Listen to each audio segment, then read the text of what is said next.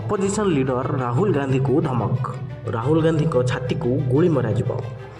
ହଁ ଦର୍ଶକ ବନ୍ଧୁ, ଏଭଳି ଧମକ ମିଳିଛି ଅପୋଜିସନ୍ ଲିଡର ରାହୁଲ ଗାନ୍ଧୀଙ୍କୁ। ଏହାକୁ ନେଇ ଦେଶର କୋଣ ଅନୁକୋଣରୁ ପ୍ରତିକ୍ରିୟା ଦେଖିବାକୁ ମିଳିଛି। କଂଗ୍ରେସ କର୍ମକର୍ତ୍ତାମାନେ ବିଜେପିକୁ ଘେରିଛନ୍ତି। ବିଜେପି ଏତେ ହୀନ ରାଜନୀତି କରିପାରେ ବୋଲି ସାରା ରାଜ୍ୟରେ ଚର୍ଚ୍ଚା ହେଉଛି।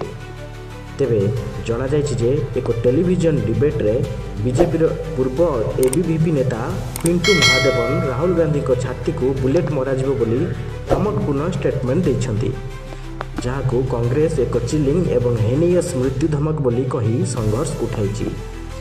କଂଗ୍ରେସ କହିଛି ଯେ ବିଜେପି ଏଭଳି ହୀନ ଓ ହିଂସାତ୍ମକ ଉପରେ ରାଜନୀତି କରିବାରେ ବିଶ୍ୱାସ ରଖେ। ହେଲେ ଏଭଳି ଧମକରେ ରାହୁଲ ଗାନ୍ଧୀ ସତ୍ୟର ରାସ୍ତା କେବେ ହେଲେ ଛାଡ଼ିବେ ନାହିଁ। ରାହୁଲ ଗାନ୍ଧୀ ଭୋଟ ଚୋରି ପରି ବଡ଼ ମୁଦ୍ଦା ଉଠାଇ ଉଭୟ ବିଜେପି ଓ ଇଲେକ୍ସନ କମିଶନକୁ ଅକଳରେ ପକାଇଛନ୍ତି। ରାହୁଲ ଗାନ୍ଧୀଙ୍କ ଗୋଟି ଗୋଟି ଖୁଲାସା ସତ୍ୟ ପ୍ରମାଣିତ ହୋଇଛି। ଏଭଳି ପରିସ୍ଥିତିରେ ମୋଦି ଓ ଶାହା ଭୟଭୀତ ହୋଇପଡ଼ିଛନ୍ତି, କାରଣ ବିଜେପିର ଅସଲ ଚେହେରା ପଦାରେ ପଡ଼ିଛି।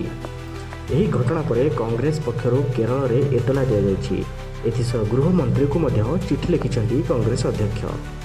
ଆମେରିକାରୁ ଫେରି ରାହୁଲ ଗାନ୍ଧୀ ସୋନମ ୱାଙ୍ଗଚୁକଙ୍କ ଗିରଫଦାରୀକୁ ନେଇ ବିଜେପି ଉପରେ ବର୍ଷିଛନ୍ତି। ସେ କହିଛନ୍ତି ଦେଶରୁ ଉଠିଥିବା ସ୍ୱରକୁ ବିଜେପି ଦବାଇ ଦେବାକୁ ଚାହୁଁଛି। ତେବେ ଏବେ ଯାଏଁ ରାହୁଲ ଗାନ୍ଧୀଙ୍କ ଗୁଳି ମାରିବା ଧମକ ଦେଇଥିବା କେରଳର ପିଣ୍ଟୁ ମହାଦେବନଙ୍କ ଉପରେ କାର୍ଯ୍ୟାନୁଷ୍ଠାନ ହୋଇନଥିବାରୁ କଂଗ୍ରେସ ଅସନ୍ତୁଷ୍ଟ ଜାହିର କରିଛି। ଆପଣଙ୍କୁ କହି ରଖୁଛୁ, ଏହା ପୂର୍ବରୁ ରାହୁଲ ଗାନ୍ଧୀଙ୍କ ପିତା ତଥା ପୂର୍ବତନ ପ୍ରଧାନମନ୍ତ୍ରୀ ରାଜୀବ ଗାନ୍ଧୀଙ୍କୁ ଏବଂ ତାଙ୍କର ଜେଜେମା ଇନ୍ଦିରା ଗାନ୍ଧୀଙ୍କୁ ମଧ୍ୟ ହତ୍ୟା କରାଯାଇଛି। ଏଭଳି ପରିସ୍ଥିତିରେ ରାହୁଲ ଗାନ୍ଧୀଙ୍କ ସୁରକ୍ଷାକୁ ନେଇ ଚିନ୍ତା ପ୍ରକଟ କରିଛି କଂଗ୍ରେସ ଏବଂ ଏହି ସୁରକ୍ଷାକୁ କଡ଼ାକଡ଼ି କରିବାକୁ କଂଗ୍ରେସ ଚିଠି ଲେଖିଛି ଗୃହ ବିଭାଗକୁ। Bureau report, one vision.